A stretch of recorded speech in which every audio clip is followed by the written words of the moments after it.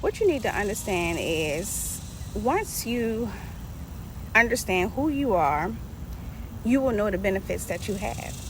And you probably like, well, what benefits do I have? Okay, so the benefits is knowing that first you're a child of God.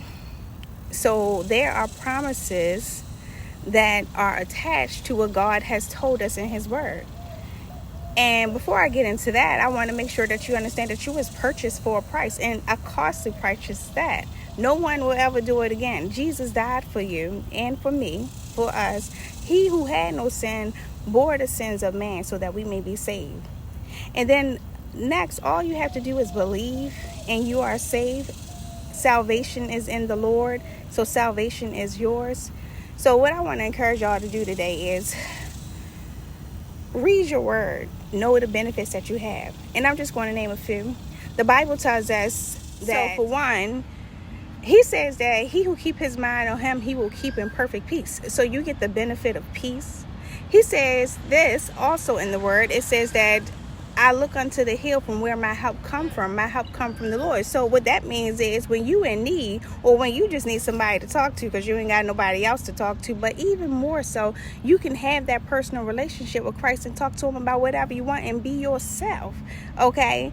And he accepts you and all of that. So the benefit is he has an ear to hear, and he is always there. Another one that is a benefit to us, the Bible in Psalms 91 tells us that 1,000 may fall at our side and 10,000 at our right hand, but it should not come near us. So what that tells us is that God is our protection. So you have protection, okay? And then the word of God also says that he who begins a good work will finish it unto the end. So if he begin a good work in you, which you are his good work, he will finish it into. And another thing is, the word of God tells us that he came to give us this life and give it to us more abundantly. So that means that God doesn't necessarily want you to be sitting out here wanting for anything, because his word already tells us that he wants us to have this life. And he also says in the word, and I believe it's in Matthew, and it tells us that if he clothes the lilies of the field and the birds of the air are able to eat, how much more will he provide for you, who he loved and made in his own image? So for one, he's a provider. So he's a protector, he's a provider, he gives you peace, and he accepts you as you are, as your whole self, and he created you, so he already knows your ins and outs.